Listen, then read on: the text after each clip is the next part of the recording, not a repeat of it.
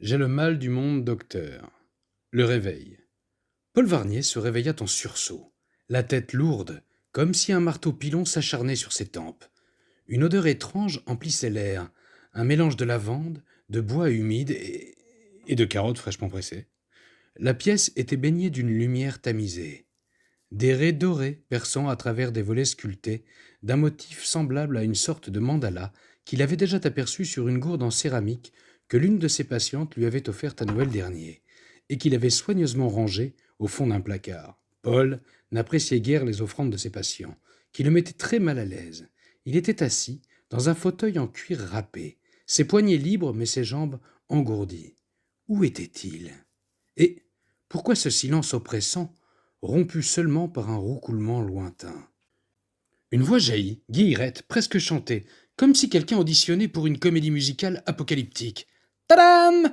Bonjour docteur! Bien dormi ou vous avez dansé avec les étoiles toute la nuit? Tenez, un petit verre d'eau. C'est de la rosée de la reine, si pure qu'elle pourrait convertir un banquier.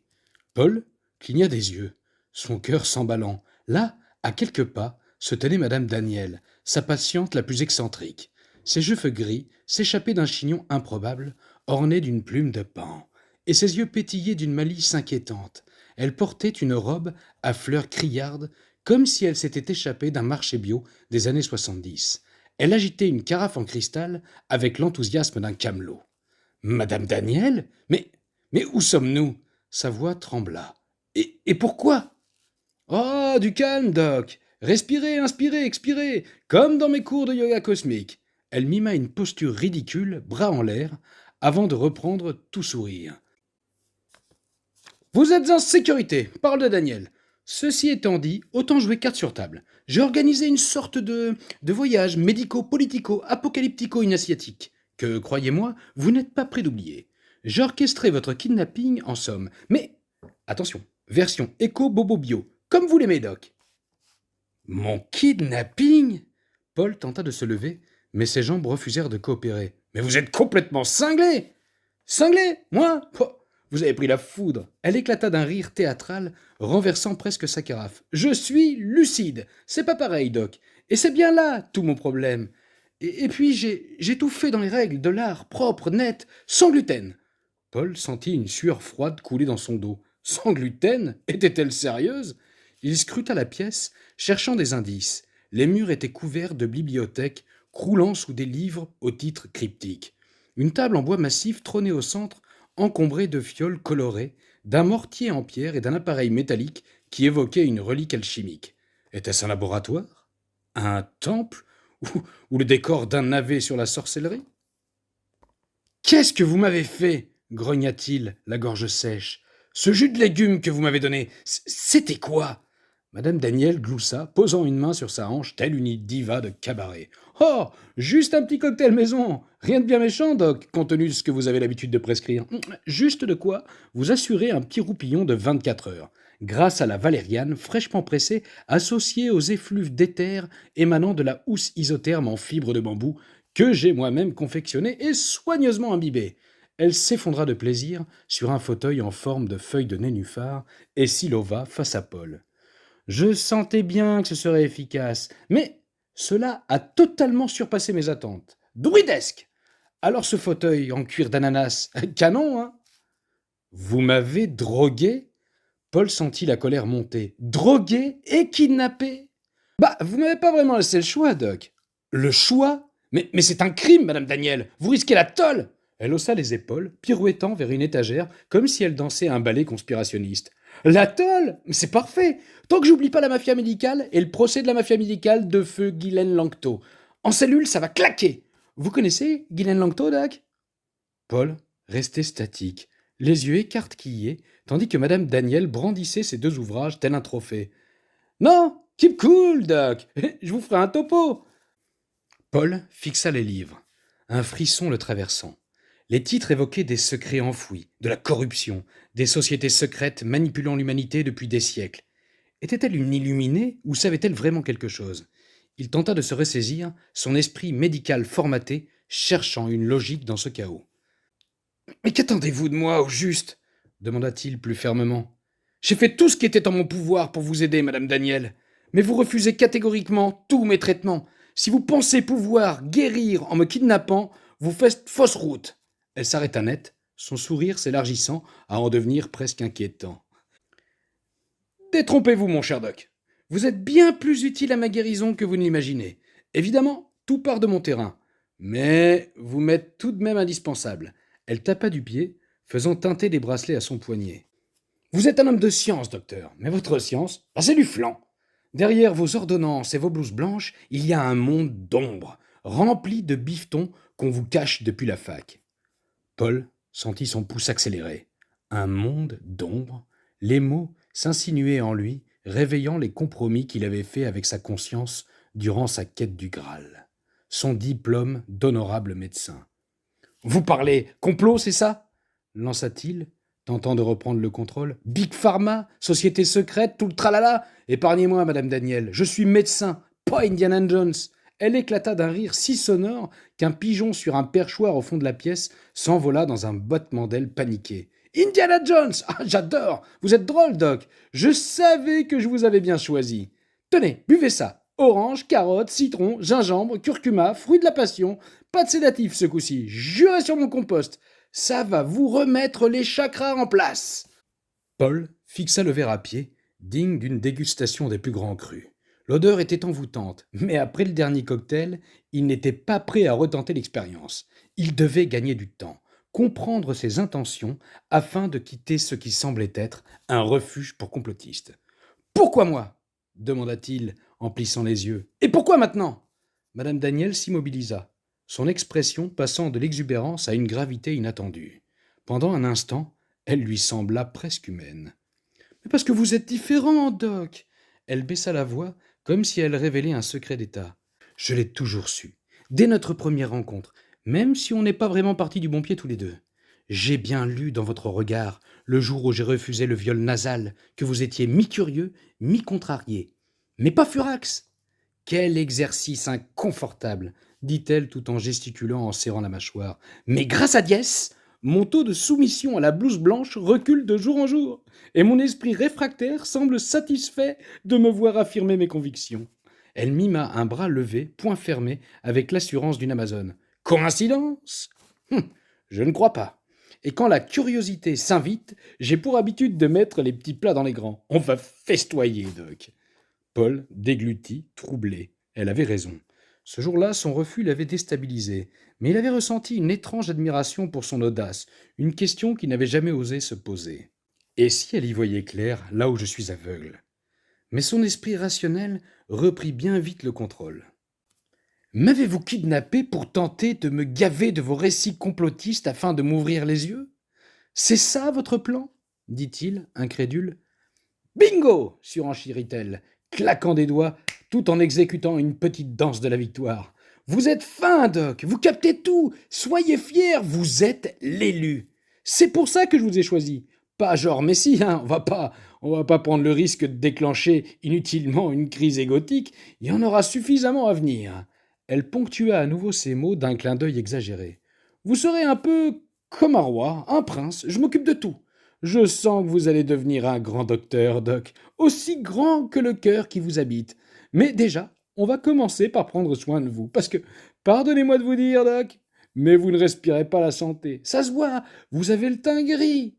Après ça, vous ne serez plus le même homme. Vous serez à même d'envisager les plus grands projets à mes côtés. On partira en roue libre sur les sentiers de la connaissance, et on verra où ça nous mène. »« Arrêtez !» coupa-t-il en secouant la tête. « C'est ridicule.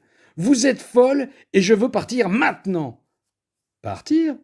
Elle arqua un sourcil amusé et pointa le perchoir du pigeon. « Vous êtes au milieu de nulle part, Doc. Pas de Wi-Fi, pas de 5G, juste Néo, mon pigeon voyageur. Dressé par mes soins, un vrai champion. Il peut livrer un message faster than Usain Bolt. Mais pour l'instant, on reste en mode détox digital. » Paul sentit son estomac se nouer. Un pigeon voyageur ? Mais était-elle sérieuse ? Pourtant, le volatile le fixait avec une intensité déconcertante, comme s'il connaissait ses secrets. Il scruta la pièce, cherchant une issue. Les mandalas sur les volets semblaient danser dans la lumière, et il se laissa envoûter durant quelques secondes avant de chasser ce charme vaporeux de son esprit en chuchotant « Concentre-toi, Paul, concentre-toi. » Écoutez, dit-il, tentant de raisonner. Si vous voulez parler, je suis là. Mais pas comme ça, pas en me séquestrant. Madame Daniel soupira, théâtrale, s'éventant avec un livre comme une diva en plein mélodrame. Mais enfin, Doc, vous êtes libre. Je vous ai kidnappé, certes, mais je suis pas au point de vous séquestrer en vous ligotant cheville et poignets tout de même. Ah, le bougre. Elle désigna une chaise où un peignoir était plié à côté d'un flacon en verre rempli d'un liquide ambré et d'un pain d'argile. Je vous offre une pause dans votre vie de dégénéré, docteur. Détendez-vous. Un bain nordique vous attend. Chauffez à l'énergie tellurique, s'il vous plaît. De quoi vous lavez? Vous avez le choix entre un gel lavant à base de miel et de propolis d'une manufacture des plus respectables pour les abeilles ou un pain d'argile, plus sobre mais très efficace. Quoi qu'il en soit, vous allez enfin découvrir ce que ça fait de se frotter avec autre chose que tous ces perturbateurs endocriniens. Ce sont tous vos petits porcs qui vont vous remercier. Et cette lettre, elle glissa une enveloppe scellée sur la table. Lisez-la quand vous serez prêt. C'est ma masterclass anti-complot, version papier. Des mois que je planche sur le projet. Paul fixa l'enveloppe, son cœur battant. Le seau de cire rouge représentait un mandala, identique à ceux des volets. Un code? Son esprit s'emballa. Était-ce une coïncidence ou un indice? Il se souvint d'une élève de sa promotion pour qui il avait beaucoup d'affection, avant de découvrir qu'elle convoitait le titre de médecin uniquement pour pratiquer légalement la médecine alternative. Elle l'avait convié à une conférence d'un docteur ayant consacré sa vie à l'étude de la mémoire de l'eau et au pouvoir de la géométrie sacrée. Une de ses plus grandes déceptions. Les braises d'un amour fou éteint par l'étroitesse de son esprit. Et dans un élan réfractaire, il lui avait frontalement dit qu'elle délirait. Était-il en train de perdre la tête, ou y avait-il vraiment un mystère à résoudre? Et pour le dîner, poursuivit madame Daniel, brandissant un plateau comme une offrande sacrée, baba ganouche, poivron rôti, feta, graines germées et du pain cuit selon une recette druidique. Seulement 30% de gluten toxique. C'est comme pour la cortisone, on va diminuer par palier, sinon vous risquez d'être en manque. Mais, promis, on va purifier votre aura. Purifier mon aura. Paul manqua de s'étouffer. Êtes-vous sérieuse? Plus sérieuse qu'un banquier suisse, Doc. Et elle lui fit un clin d'œil exagéré. Je ne pense pas me tromper en vous imaginant alterner entre les plateaux insipides de la cafétéria de l'hôpital, les menus avec soda et de desserts inclus de l'immonde Marie qui se fait passer pour une boulangère et les collations ultra transformées en forme de triangle de ces diableries que sont les distributeurs. Madame Daniel, vous m'avez espionné? Une espionne? Ce que vous êtes drôle, mon cher Watson, dit-elle avec son rire criard qui fit à nouveau s'envoler le volatile avec épouvante. Je suis une céréale flaireuse, Doc, avec un instinct visiblement prometteur. Et mes patients? Vous y avez pensé à mes patients? Par pitié, docteur, vos patients patienteront. Elle se pencha en direction de Paul comme pour lui murmurer un secret. Sinon, pourquoi croyez-vous qu'on les appelle les patients? D'ailleurs, en parlant de patients, je tiens à vous dire que j'ai aucun conflit d'intérêt. Ma démarche est salutaire. Et je n'en attendais pas moins de vous, Doc. Et je dois vous avouer que ça m'a un peu déçu. Mais enfin, pas de quoi en faire un drame. J'ai mis ça sur le dos d'un oubli et remballé ma déception pour aller constater par moi-même sur Transparence Santé. No comment pour l'instant. Je vais pas vous prendre de front, ça risquerait de gâcher notre premier jour. Paul était abasourdi, à la fois agacé par son exubérance et ses rires incessants, et en même temps fasciné par le don qu'elle avait de pointer du doigt des évidences qui visiblement lui avaient échappé. Il bouillonnait comme un chaudron incandescent et des gouttes de sueur perlaient sur son front. Et mes proches, vous y avez pensé, mes proches? Feel good, Doc. Évidemment que j'ai pensé à vos proches. Propres, nets et sans gluten. Je vous rappelle, l'orchestration de votre burn-out est une véritable réussite. Vos proches n'y ont vu que du feu. Je sens que vous voulez les détails croustillants. Vous allez voir, ça va vous plaire. J'ai tellement ri durant cette escapade, surtout quand vous avez glissé du fauteuil roulant en plein milieu du couloir. Un tordeur qui m'a lâché, dis donc. Ces montées d'adrénaline étaient exaltantes. J'ai eu tort de minimiser votre tour de taille. Le fauteuil roulant, dit-il l'air songeur. Bah oui, des mois qu'il gît dans votre bureau sans bouger d'un iota. Vous m'avez rendu la tâche facile. Paul se redressa, tentant l'illusion d'une ouverture bienveillante afin de la raisonner. Écoutez, madame Daniel, il faut vous reprendre. À cette heure-ci, mes proches, mes amis et mes collaborateurs sont probablement tous à ma recherche et fous d'inquiétude. Rassurez-vous, Doc, vous êtes en sécurité avec moi. On va apprendre à se connaître. J'ai pris soin d'informer tout votre petit monde de votre absence à durée indéterminée. Je leur ai exprimé votre besoin d'un retour aux sources. Le tout numérique a ses avantages, n'est-ce pas? J'ai utilisé la reconnaissance faciale pour déverrouiller votre smartphone afin d'avertir vos proches. J'ai ensuite pris soin de récupérer votre mot de passe. Je me doutais bien que sans grande originalité, vous utilisiez le même code pour votre ordinateur. J'ai donc pu prévenir vos collaborateurs en toute quiétude. J'ai aussi pris soin de retirer votre Apple Watch durant votre sommeil. Elle est soigneusement conservée avec le reste de vos objets connectés. Je vois qu'on abuse des bonnes choses, lança-t-elle avec cette malice inquiétante qui ne cessait de croître. Vous risquez gros avec ce genre de truc. Ça va finir par nous griller les neurones, cette diablerie. Peut-être même pire, on finira tous par crépir le monde de nos cervelles, comme dans Kingsman. S'il reste encore quelque chose à griller chez vous. Ce que vous êtes drôle, j'adore. Enfin, avec les projets de Monsieur Musk, je me demande comment tout cela va finir, soupira-t-elle. Je tiens à vous rassurer, tout ceci prendra fin, Doc, mais je peux pas vous dire quand précisément. C'est un peu comme avec vos traitements, voyez, on peut pas prédire combien de temps ils vont mettre à agir. Paul, épuisé par ce monologue. Et vous pensez me traiter pourquoi exactement? Ah, Doc, j'adore vous voir prendre des initiatives. À vrai dire, je ne sais pas trop comment aborder le sujet sans vous froisser. Mais puisque vous insistez, nous allons traiter votre ignorance. Elle reprit soudainement son air de diva drama du complot, batifolant comme une hirondelle un soir d'orage. Pardonnez-moi de vous le dire ainsi, mais vous êtes ignorant, Doc. Aussi ignorant qu'un poisson dans un bocal. Alors oui, docteur honorable, docteur en devenir, n'oublions pas notre objectif.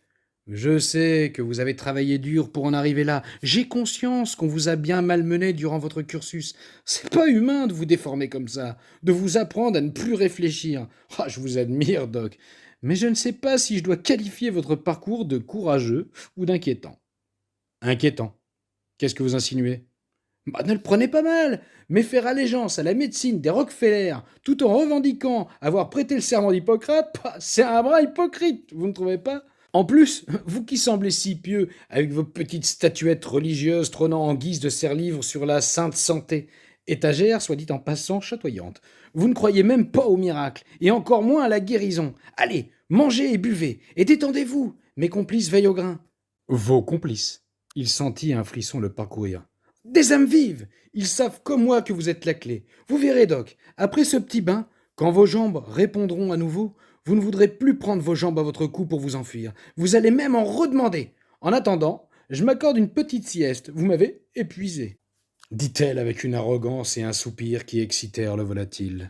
La porte se referma dans un claquement, laissant Paul seul avec l'enveloppe, le pigeon et un plateau de nourriture qui semblait sorti tout droit d'un rituel païen.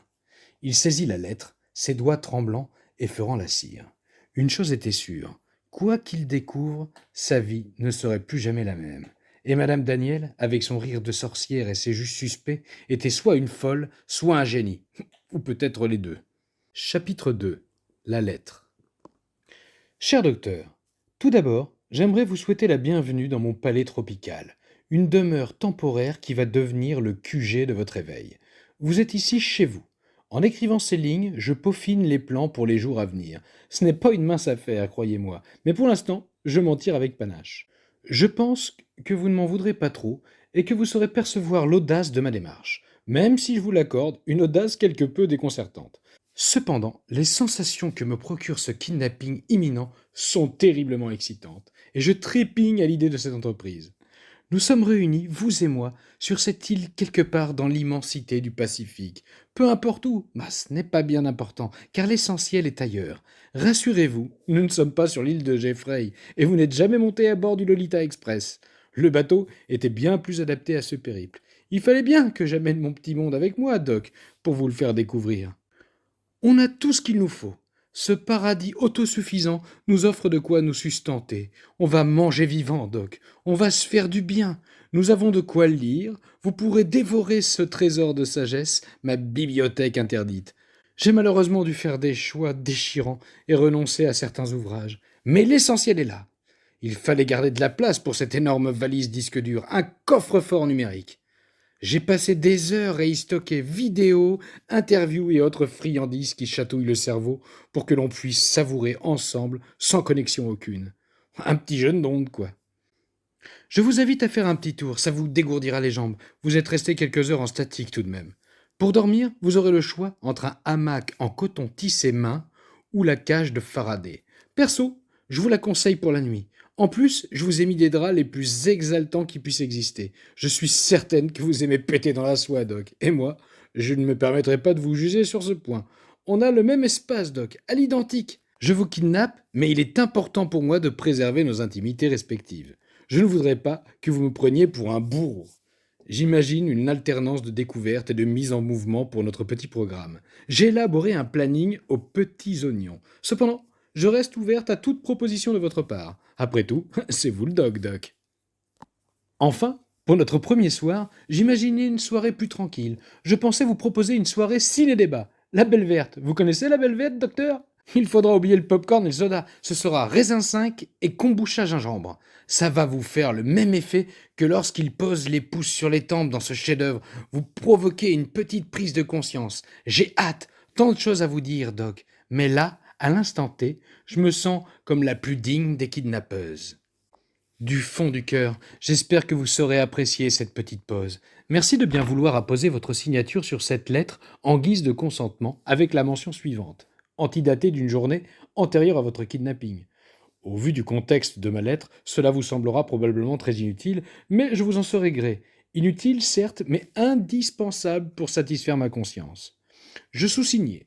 Honorable docteur Paul Varnier atteste sur l'honneur que Madame Daniel m'a kidnappé pour mon bien et ne me séquestre pas, qu'elle m'a précisément expliqué sa démarche afin que je puisse donner mon consentement libre et éclairé pour cette aventure palpitante.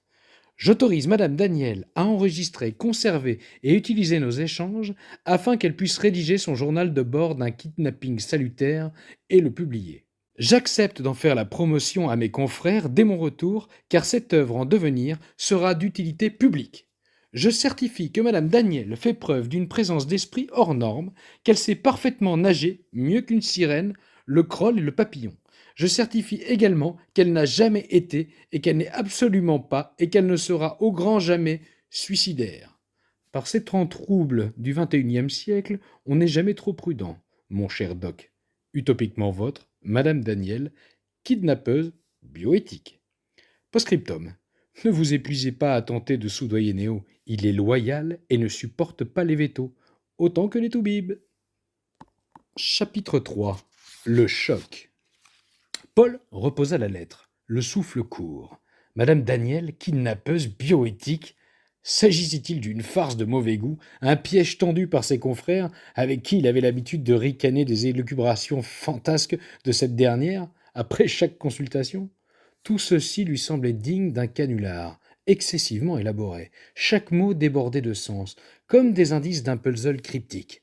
Il jeta un regard à Néo, qui inclina la tête d'un air suffisant, comme s'il se moquait de sa confusion. Était-il vraiment détenu au beau milieu du Pacifique? Paul se leva, chancelant, et tituba jusqu'à la fenêtre. À travers les lattes et la géométrie sacrée des volets, une jungle luxuriante s'étendait au-delà. Les palmiers dansant sous un ciel crépusculaire strié de pourpre et d'or. L'odeur saumâtre, chargée d'iode, semblait confirmer la réalité de l'île. Mais son autosuffisance le laissait dans le doute. Et ses complices, où étaient-ils? Qui étaient-ils? Des pirates? Des dissidents? Un culte de rebelles adorateurs du chou frisé? Ou pire, des disciples de ces théories cosmiques? Et la Belle Verte? Il s'en souvenait vaguement, un éco-film décalé des années 90. Était-ce un indice ou juste sa dernière obsession? Il l'imaginait servir les chips de chou frisé avec la ferveur d'une grande prêtresse, son kombucha pétillant comme une potion alchimique. L'absurdité de la situation était presque réconfortante jusqu'à ce que le mot consentement lui glace le sang. Signer cette lettre, c'était endosser cette folie, devenir son complice. Refuser? Elle semblait si déterminée, si convaincue de sa mission. Lui pensait à ses passions, son bureau, son ancienne vie, lointaine comme un rêve s'évanouissant sous un soleil étranger. Un grincement déchira le silence. La porte. Paul tressaillit, la lettre glissant de ses doigts. Était-ce madame Daniel, de retour avec son chou frisé et ses théories apocalyptiques, ou l'un de ses complices tapis dans l'ombre?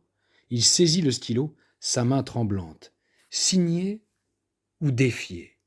Chaque spirale dans cette pièce, chaque mot dans la lettre semblait l'entraîner vers une vérité qu'il redoutait d'affronter. Il scrutait la porte, terrifié. Un bruit étrange s'éleva alors, un crissement lent et sourd, comme si un animal rampait dans l'ombre.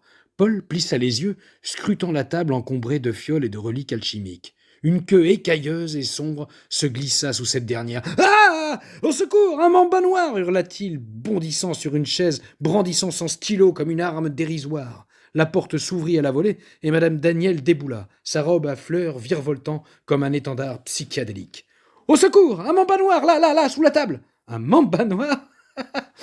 Et on n'est pas en terre d'ébène, Doc. Elle se pencha sous la table avec une nonchalance théâtrale, attrapant la queue écailleuse et tirant dessus sans ménagement. C'est 19, Doc, mon pangolin domestique, ma mascotte anti-Covid. Rassurez-vous, il adore ça. Ça lui étire la colonne. C'est son yoga à lui. Paul, toujours juché sur sa chaise, sentit ses jambes flageoler. Un pangolin? Il descendit maladroitement, mais une crampe fulgurante lui arracha un gémissement. Il trébucha, s'accrochant à la table qui glissa dans un chaos de fioles colorées. Par un réflexe surnaturel, madame Daniel rattrapa les 3 flacons en un balai gracieux, comme si elle défiait les lois de la physique. Paul, figé, la regarda avec une fascination mêlée d'effroi. Était-elle humaine? Avait-elle le pouvoir de ralentir le temps? Il secoua la tête, chassant ses pensées absurdes, ému par un instinct de survie, clotiqua vers la sortie. « Sentez-moi ce parfum, Doc !» lança madame Daniel, collant son nez contre la porte en bois sculpté de roses entrelacées. Elle huma avec une extase exagérée, comme une diva savourant un élixir interdit. « Chêne sacré, taillé à la main, un chef-d'œuvre druidique !» Paul se retourna abasourdi. « Vous êtes folle, madame Daniel, vous êtes complètement ravagée. Je passe pas une seconde de plus ici, je rentre chez moi. »« Comme vous voulez, Doc, » répondit-elle, s'installant dans un hamac avec un rictus malicieux comme une chatte observant une souris. Paul s'élança, ses pieds s'enfonçant dans le sable brûlant. Chaque pas était une torture. Son souffle rauque, son corps de citadin protestant contre l'effort. En atteignant la lisière de la jungle, l'air frais des feuillages lui redonna un semblant d'énergie. Il accéléra, zigzagant entre les lianes, scrutant le sol pour éviter les racines traîtresses. Soudain, un obstacle le percuta de plein fouet. Un banc résonna et il s'effondra, sonné sur le sol humide. Le monde tournoya, ses tempes pulsant comme un tambour. Avait-il heurté un arbre? Une hallucination? Il sombra quelques instants, l'écho d'un rire lointain dansant dans son esprit. Lorsqu'il reprit ses esprits, il était assis en tailleur, groggy, la jungle vibrant autour de lui. Levant les yeux, il découvrit la cause de sa chute. Une pancarte en bois, customisée comme une relique d'Austin Power, ornée de fleurs psychédéliques et de couleurs criardes. Un masque FFP2 y était cloué, barré d'une croix rouge sang, avec une inscription dégoulinante. « Port du masque interdit !» Paul cligna des yeux, incrédule. Il tourna la tête et réalisa que la jungle était truffée de panneaux similaires, chacun hurlant une revendication digne d'un congrès de ceinture noire du complotisme. « Non à l'euthanasie! Vive le jus de fruits! Chemtrail interdit ici, pas d'enfumage! Le vaccin, c'est malsain! Pas de zédéfeux! Vive les gueux! » Paul sentit un frisson le parcourir. Était-il tombé dans un camp de rebelles antisystème, ou pire, dans l'antre d'une secte où madame Daniel régnait en gourou suprême? Il se releva, vacillant, et scruta les environs. La jungle semblait l'observer, ses murmures végétaux résonnant comme un avertissement. Quelque part, au loin, il entendit le rire de madame Daniel, porté par le vent, suivi du battement d'ailes de Néo. Une chose était sûre, il n'était pas au bout de ses surprises. Chapitre 3. La fuite. Paul se releva, le cœur battant à tout rompre, les pancartes psychédéliques dansant dans son esprit comme des totems d'un cauchemar éveillé. Port du masque interdit, non à l'euthanasie, Chomtrail banni. Cette île était un asile à ciel ouvert et madame Daniel, sa gardienne en robe à fleurs. Il ne pouvait pas rester là, à attendre qu'elle le gaffe de kombucha et le convertisse à ses théories conspirationnistes. Il devait fuir, fuir, maintenant. Il s'élança, ses pieds s'enfonçant dans le sol spongieux de la jungle. Les lianes lui fouettant le visage, les murmures des feuillages semblaient ricaner à son passage. Il courait, trébuchant sur les racines noueuses, son souffle devenant un râle rauque. La panique montait, une sueur acide trempait son dos. Il contourna un arbre gigantesque, dont le tronc était sculpté de visages, leurs noms gravés dans ce bois ancestral. Sylvie Simon, Claire Sévrac, Raik Girdhammer, Antoine Béchamp. Leurs regards de bois semblaient le juger, leur bouche figée dans un cri silencieux. Des totems complotistes? Paul frissonna. Accélérant malgré la douleur qui irradiait ses jambes, était-il en train de perdre la tête ou cette île était-elle un sanctuaire dédié aux martyrs de l'antisystème? Son souffle se fit plus court, une oppression lui serra la poitrine, il s'arrêta net, pliant en deux les mains sur les genoux. Un éclair de lucidité le frappa. Je suis asthmatique, diabétique, s'écria-t-il à haute voix. Le choc, l'adrénaline, la drogue de madame Daniel, tout cela avait occulté sa condition, sa gorge se noua, une panique viscérale le submergea. Sans son inhalateur, sans insuline, il était fichu. Il hurla, un cri primal qui déchira la jungle, faisant s'envoler une nuée d'oiseaux aux plumes criardes. À l'aide! Quelqu'un! Je vais crever ici! Un rire cristallin presque inhumain résonna derrière lui. Madame Daniel émergea d'un bosquet, sa plume de paon oscillant comme un métronome détraqué. Elle applaudit, ses bracelets tintants comme des grelots de foire. Comme le disait si bien Feu Guylaine Lanctot, félicitations Doc, un double combo, asthme, diabète, on ne pouvait pas rêver mieux pour pimenter notre aventure. Elle pirouetta, sa robe à fleurs tournoyant comme une toupie psychédélique, et comme dirait le chinois, si le piquant nourrit le poumon, c'est quand la vie est piquante que l'on respire à plein poumon. Allez! Plus efficace qu'un bol d'air Jacquier, croyez-moi. Paul, haletant, la foudroya du regard. Vous êtes cinglé! Je suis malade, j'ai besoin de médicaments, pas de vos citations à la noix. Malade? Pfff. Elle balaya l'air d'un geste théâtral, comme si elle chassait un nuage de nanoparticules toxiques. Votre asthme, votre diabète, c'est du vent, Doc, du pipeau, des étiquettes collées par Big Pharma pour vous garder en laisse. Ici, on va purger tout ça avec du jus de noni. Vous verrez, dans 3 jours, vous danserez le haka comme un Maori. Paul sentit une rage bouillonnante monter en lui. Il reprit sa course, ignorant la douleur, déterminé à faire le tour de cette maudite île. Il longea une plage de sable blanc où des vagues turquoises léchaient des coquillages en forme de mandala. L'horizon était vide, pas un bateau, pas une âme. Il sprinta jusqu'à un promontoire rocheux, escaladant maladroitement, ses mains écorchées par le corail. Parvenu au sommet, il scruta l'océan. Rien. Que l'immensité bleue, moqueuse. Il hurla à nouveau, un cri de désespoir mêlé de fureur qui se perdit dans le vent. Épuisé, il redescendit, titubant, et s'effondrant près d'une cabane en bambou. Un panneau cloué dessus attira son regard. Toilette sèche, chi dur, chi mou, mais chi dans le trou. La cuvette, visible à travers une fenêtre ouverte, était ornée d'un drapeau européen, ses étoiles dorées scintillant sous un ray de soleil. Une inscription gribouillée à la peinture rouge proclamait « Ton séant sur les étoiles tu poseras et 54,68% tu soulageras ». Une référence au référendum de 2005 contre l'Union européenne, sans doute. Paul manqua de s'étouffer. Était-il dans un camp de vacances pour anarchistes ou dans un décor de film utopique ?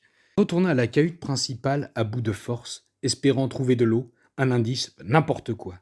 Sur la table de nuit, près d'un hamac en macramé, trônait un livre à la couverture usée, laissant apparaître un jeune garçon assis sur une chaise. Le titre le fit frémir.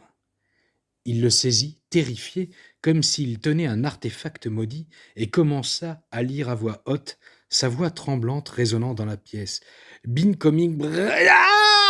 Un cri déchira l'air. Madame Daniel surgit de nulle part, bondissant sur 19, son pangolin, pour lui boucher les oreilles avec l'agilité d'un ninja. Chut, malheureux, fichtre, nom d'un cristal de quartz. Elle le foudroya du regard, ses yeux écarquillés comme ceux d'une chouette sous amphétamine. Vous êtes fou, Doc. Ne prononcez jamais ce nom ici. C'est comme invoquer Voldemort dans un coven de sorcières. On risque gros, très gros. On risque l'apocalypse, la vraie, pas celle des bulletins des météos. Paul recula, le livre toujours en main, son pouls cognant dans ses tempes. Mais c'est vous qui l'avez mis là. Évidemment. Elle lâcha 19 qui s'ébroua avec un grognement indigné, et se redressa, reprenant son air de diva conspirationniste. Cet ouvrage est une clé, Doc. Une des clés pour libérer des chaînes du formatage qui vous emprisonne.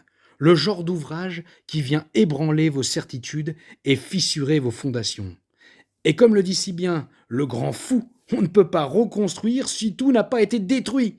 Nous avons grandi en nous appuyant sur des mensonges, Doc. mais on va vous reconstruire. Vos années de fac, vos blouses blanches, vos ordonnances, tout ça de la programmation, une sorte de sortilège. Mais moi, j'ai forgé un rituel d'éveil flamboyant. J'ai concocté un programme de réappropriation de l'apprentissage avec ferveur et panache. Elle tapa du pied, faisant teinter ses bracelets. Ce livre, c'est le début de votre renaissance. Lisez-le, et vous verrez le monde tel qu'il est, un théâtre d'ombre où les élites tirent les ficelles de nos âmes. Paul sentit un vertige le saisir. La pièce semblait tournoyer, les mandalas sur les volets dansant comme une spirale hypnotique. Était-elle folle, ou y avait-il un fond de vérité dans ces délires? Il pensa à ses patients, à ses doutes enfouis, à ces nuits où il s'était demandé si la médecine qu'il pratiquait servait vraiment le bien. Mais non, c'était absurde. Il était médecin, pas un pion dans une conspiration mondiale. « Vous voulez me laver le cerveau, c'est ça ?» grogna-t-il, jetant le livre sur la table. « Me farcir la tête de vos élucubrations ?» Madame Daniel éclata d'un rire si sonore que Néo, perché sur une étagère, s'envola dans un battement d'ailes affolé. « Lavez votre cerveau ! Enfin, Doc, il a été déjà passé à la javel, à la soude caustique. Moi, je veux juste le rincer à l'eau de source dynamisée, bio et sans fluor. » Elle s'approcha, la malice dans le regard. « Tenez, un petit élixir de Goji pour remonter vos fréquences. Pas de toxines, juré sur mon hôtel de permaculture. » Paul fixa le verre qu'elle lui tendait. Un liquide rougeoyant au reflet énigmatique, il recula méfiant. « Ah, hors de question, vous m'avez déjà drogué une fois. »« Drogué ? Pfff, quel drama !» Elle sirota l'élixir elle-même avec une moue exagérée de délice. « Voyez, pas une goutte de malice, juste de quoi harmoniser votre aura. Alors, Doc, prêt pour notre veillée initiatique ? La belle verte nous attend. Avec raisin et kombucha gingembre, on va faire vibrer votre cortex, croyez-moi !» Madame Daniel lança un regard intimidant et énigmatique à Paul, lui indiquant l'emplacement d'une plume et d'un encrier. Paul sentit son estomac se nouer. Il était piégé, coincé sur cette île avec une gourou bioéthique, un pangolin anti-Covid et un pigeon voyageur. La lettre, toujours sur la table, semblait le narguer avec son seau de cire rouge. Signer, c'était capituler. Fuir, c'était risquer de s'effondrer. Mais une chose était sûre, chaque minute passée avec Madame Daniel le rapprochait d'un point de non-retour. Chapitre 5. L'acte maudit. Paul restait planté, immobile, prostré devant le document. Madame Daniel, dressée près de la porte, le transperça d'un regard de pitonne. « Allons, Doc, murmura-t-elle, sa voix douce mais lourde de sous-entendu. « Un peu de courage ! Vous pactisez déjà avec les ombres en portant votre blouse blanche. Cette signature, c'est votre sésame, le Graal de l'éveil. » Paul déglutit, la gorge sèche. La plume et l'encrier posés sur la table comme des reliques d'un rituel païen semblaient l'appeler. Pas d'autre choix, souffla une voix intérieure. Avec un grognement résigné, il trempa la plume dans l'encre noire et griffonna son nom. Le craquement du papier résonnait comme un pacte scellé avec l'abîme. Il reposa la plume, le cœur lourd, comme s'il venait de troquer son âme contre un billet pour l'inconnu. Madame Daniel bondit, frappant des mains avec une jubilation enfantine. « Bravo, Doc! Vous voilà des nôtres !»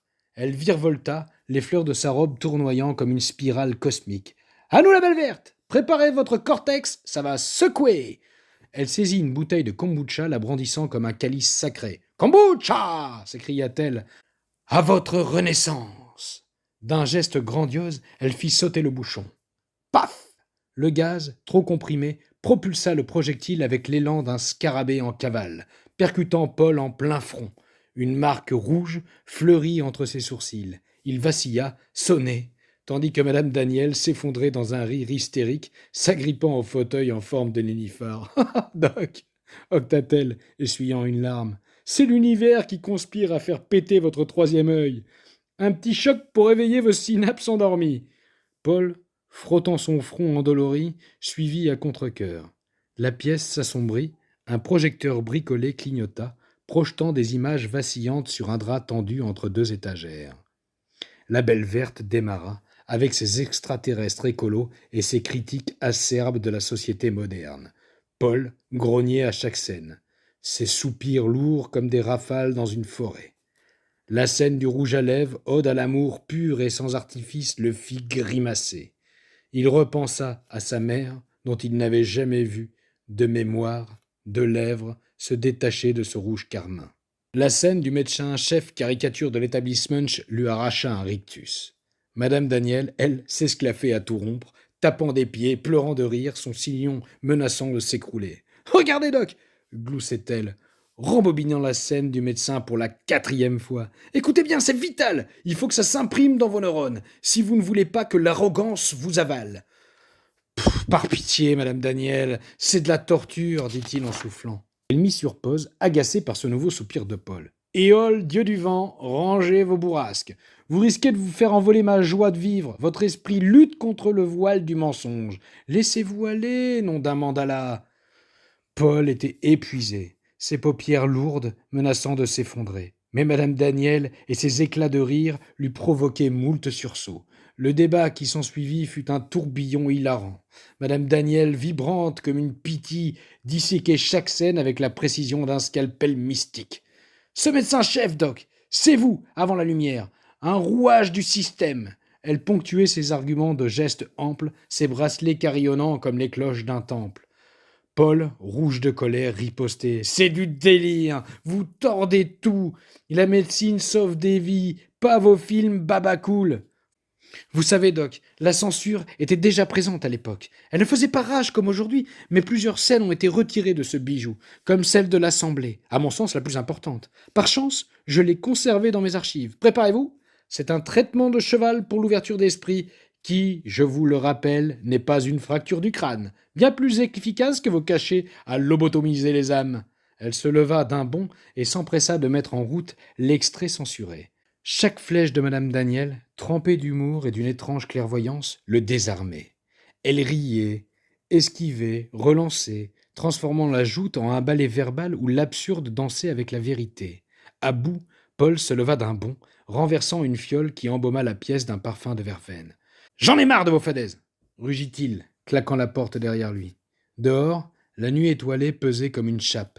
Par défi, il ignora la cage de Faraday et s'installa dans le hamac en macramé, suspendu entre 2 palmiers. La brise marine murmurait, mais son esprit bouillonnait. « Éole, dieu du vent !» Il grogna, cherchant le sommeil. Soudain, une sensation râpeuse lui gratta le dos. Des écailles! Il hurla, basculant hors du hamac, s'étalant dans le sable. 19, le pangolin, le fixait, sa queue frétillant comme celle d'un félin prêt à bondir. « Ah, fichu bestiole !» cria Paul, le cœur au bord de l'explosion. Madame Daniel surgit, plus rapide qu'une comète, parée d'une liquette en dentelle, flottant comme un voile d'utopie. « Du calme, Doc !» lança-t-elle, saisissant 19 avec une tendresse de druidesse. « J'ai oublié de vous préciser que 19 possède un don incroyable. Sa queue est un sonar à douleur. Visiblement, vous avez le dos en compote. » Paul, hors de lui, la repoussa. « Fichez-moi la paix. Vous, votre pangolin, votre île de fou, j'en peux plus !» Il tituba vers la cahute, s'enfermant dans la cage de Faraday comme dans un sarcophage anti-ondes. Les parois métalliques scintillaient sous une lampe à huile évoquant une capsule pour voyageurs interdimensionnels. Madame Daniel, impassible, glissa un flacon par une petite trappe. « Huile essentielle de Néroli, Doc !» susurra-t-elle. Sa voix mielleuse mais teintée de ruse. « Ça va apaiser vos tourments et harmoniser vos fréquences. Dormez, docteur. Demain, l'éveil continue. » Paul renifla le flacon, méfiant. L'arôme floral, doux comme un sortilège, l'enveloppa, calmant ses nerfs à vif. Épuisé par le chaos de cette journée, enivré par le Néroli, il s'effondra sur le lit de la cage, sombrant dans un sommeil lourd et profond de 14 heures. Dans ses rêves, les mandalas tourbillonnaient, mêlés aux rires de Madame Daniel, aux écailles de 19, et à sa main fébrile signant cette missive absurde. Une chose était sûre, il n'était plus tout à fait le même, et ce n'était que le début. Chapitre 6. Le réveil psychédélique. Paul se réveilla en sursaut, comme s'il venait d'échapper à une noyade dans un océan de mandalas. Ses yeux, collés par des écoulements jaunâtres, clignaient péniblement. Son cœur cognait dans sa poitrine. D'un geste fébrile, mais instinctif, il saisit le flacon de Néroli et l'huma avec une ferveur presque désespérée. L'arôme floral, doux comme un sortilège, fit fondre son corps, ses muscles se relâchant l'un après l'autre au ralenti, comme si un marionnettiste invisible orchestrait la scène. La lumière du soleil, perçait les motifs ajourés de la cage de Faraday, projetant des arabesques psychédéliques sur les parois métalliques. C'était un réveil doux comme un nuage, hypnotique, irréel. Paul, incapable de bouger un orteil, flottait dans une transe étrange, dansant avec les rayons dorés.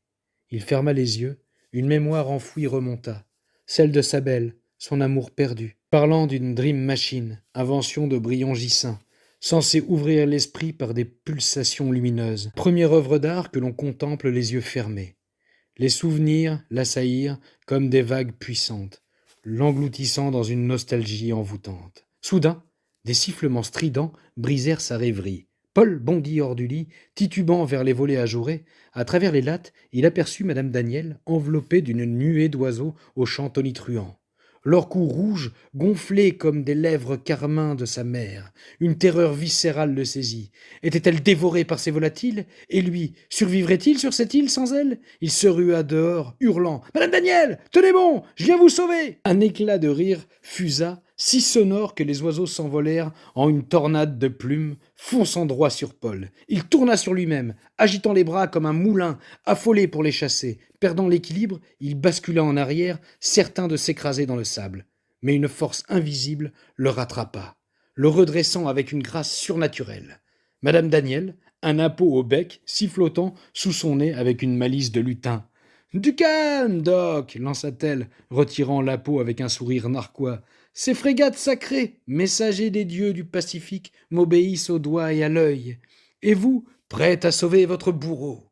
Elle ponctua sa phrase d'un clin d'œil exagéré, sa plume de paon frémissant comme une antenne cosmique. Puis, plissant les yeux, elle scruta les siens écarquillés, les cils collés par petits paquets. « Je vois que le gingembre a fait son boulot, Doc. Votre foie vous dit merci ce matin. Venez, on va vous réhydrater comme il faut. » Désarçonné marmonna. « Sûrement pas. Si j'ai les yeux collés, c'est que j'ai pas dormi de la nuit, et c'est probablement à cause de votre gingembre. » Il mentait. Il avait dormi comme un loir, une nuit profonde et rare, mais hors de question de lui offrir ce plaisir. Madame Daniel, flottant comme une déesse dans sa robe longue en crochet aux teintes criardes, son chignon dressé comme un étendard de fantaisie, l'invita d'un geste ample à le suivre. À l'ombre des palmiers, une table en bois massif trônait, ornée de plats bariolés comme un autel de cultures mêlées. Ananas juteux, mangue dorée, papaye éclatante, légumes aux formes bizarroïdes, certains évoquant des sculptures extraterrestres, débordaient des assiettes. À sa grande surprise, Paul salivait. Les papilles, jadis anesthésiées par les exhausteurs de goût, frémissaient d'anticipation.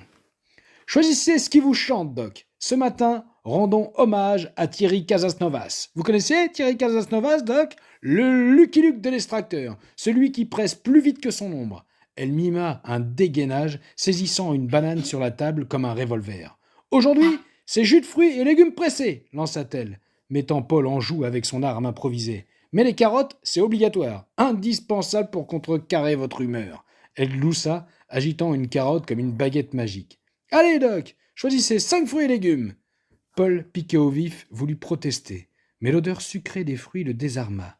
Par pur esprit de contradiction, il choisit une composition de 7 fruits, histoire de la contredire. Elle lui tendit un tablier brodé d'un Bugs Bunny, carotte au bec, orné de la phrase culte du Toon. « Quoi de neuf, docteur ?»« S'il vous plaît, je l'ai brodé moi-même, spécialement pour vous !» s'exclama-t-elle, ponctuant d'un énorme clin d'œil. Puis, avec une dextérité digne des plus grands saltimbanques, elle se mit à jongler avec les fruits et légumes, tout en les pressant dans l'extracteur. Quelques minutes plus tard, elle lui tendit un verre à cocktail orné d'une paille en bambou. Par réflexe, Paul aspira quelques gorgées, et le jus mit ses papilles en ébullition. Des questions jaillirent en lui, mêlées de colère. Pourquoi lui? Pourquoi ici? Pourquoi ce kidnapping insensé? Il posa son verre, le regard dur. « Madame Daniel, expliquez-vous. Qu'est-ce qui vous a pris? Qu'est-ce qui vous a poussé à ça ?» lança-t-il les bras ouverts, tournant sur lui-même pour embrasser l'absurdité de l'île. Elle s'immobilisa, son sourire s'effaçant pour une gravité solennelle. Puis, d'une voix lente, comme si elle déroulait un parchemin ancien, elle entama son monologue. « Doc, je suis l'héritière d'une lignée de ceintures noires du complotisme. Mon père Léonard, un homme de valeur et génie incompris, si ce n'est seulement par fleur, a passé sa vie à me forger tel un outil de pointe. Nous vivions sur une magnifique petite péniche depuis ma naissance. Feu, Fleur, ma mère, nous ayant quittés en me mettant au monde. L'amour de sa vie envolée, mon père tint la promesse, faite dans un souffle, respecter le serment qu'il avait prêté concernant mon éducation. Ma mère était une femme déterminée. Elle souhaitait plus que tout que je grandisse libre dans ce monde de chaînes, et lui n'a pas lésiné sur les moyens. D'une douceur enfantine, pleine d'humour, il m'a porté comme une maman kangourou, enveloppé dans l'étoffe en cachemire de mon arrière-grand-mère. Il m'emmenait partout, me berçant de littérature et de poésie. Homme de parole, il me chérissait comme un trésor, partageait les plaisirs essentiels. Du temps pour s'aimer, découvrir les richesses de la nature, cuisiner ensemble, lire des histoires au coin du feu. Mes parents tenaient à ce que j'aille à l'école pour voir la bête de l'intérieur et en comprendre les rouages. À l'âge où commencent les devoirs, mon père, lui, assurait 1 heure de désapprentissage après chaque journée d'école. À 16 ans, je revendiquais mon souhait de m'instruire seul. Je plongeais dans sa bibliothèque et ne la quittais pas pendant 2 ans durant. Bienveillant, il guidait mes lectures en douceur. Je vivais comme une ermite, dévorant ses livres, ses recherches, discutant de mes découvertes autour d'une tasse de maté fumant. « Maté, thé !» s'esclaffa-t-elle, ondulant le buste comme une danseuse tribale. À 18 ans, mon père m'offrait ma propre péniche, le bateau-livre, mon refuge, mon cocon. J'y passais ma vie, aimant la solitude avec une vie sociale sobre. Mon père et quelques amis proches suffisaient. Je ne voulais qu'apprendre, et plus j'apprenais, et plus mon envie de plonger dans le bassin du monde se retirait comme l'océan avant un tsunami. Mon père subvenait à mes besoins. Je détestais l'argent, et il le savait. Nous en parlions souvent, mais je me refusais à toute curiosité quant à l'origine de ces petits bouts de papier qui nous permettaient de vivre. Ce n'était pas mon affaire, et je n'étais pas dépensière. Gagner sa vie, Doc? Pff, inconcevable. Ma vie m'avait été donnée. Quelle injustice de devoir la vendre. Je lisais, écrivais des poèmes sur ma machine à écrire, poursuivais ma quête de savoir jusqu'à l'overdose. À force de vouloir tout comprendre, je me suis abreuvé d'horreur, découvrant le triste sort que nous réservait la société moderne. Un matin d'automne, une douleur me figea le bras, puis l'autre, puis tout le corps, comme si j'étais une vieille dame pétrifiée. Mon père me soigna avec un breuvage secret. Chaque matin, je buvais cette potion et écrivais ma peine pour la libérer, disait-il. En quelques mois, j'étais guéri. Je voyageais sur le canal du Midi, ouvrant mon bateau-livre aux passants curieux, partageant les secrets de ma bibliothèque interdite. Ils étaient rares, alors nous avions le temps. Je remontais le canal pour passer une semaine avec mon père, me réapprovisionner en bouts de papier pour vivre, ainsi ai-je vécu jusqu'à 45 ans. Elle marqua un temps d'arrêt, son visage reflétant un tourbillon de nostalgie. Elle se redressa en silence, et d'un geste grandiose, telle une artiste enflammant les planches, ouvrit grand les bras en s'écriant « Puis la pandémie est arrivée !» Une covidofolie, comme un gel saisissant l'aube, le monde basculait, les gens perdaient la tête, inversant le sens des mots sans même s'en rendre compte. La distanciation n'a rien de social, Doc. Ils acceptaient des règles absurdes, s'autoproclamaient libres avec des autorisations de sortie, bâillonnant leurs enfants avec des bombes à retardement de CO2, se réjouissaient de ces mesures qui les privaient de l'essentiel. Même les forces de l'ordre, jadis gardiens de la paix, s'exécutèrent à verbaliser un nain, Doc. Se dressant sur la pointe de ses petits pieds, ici sur un tabouret, atteignant péniblement sa pinte au sommet du comptoir, spectateur d'une folie grandiose. Mon père s'indignait pendant que je restais coupé du monde, désemparé face à cette hécatombe d'esprit critique. Un jour ensoleillé, il voulut me tirer de ma torpeur en m'entraînant dans sa dernière folie. La magie de son éloquence, digne d'une conteuse amérindienne, emporta Paul dans son aventure.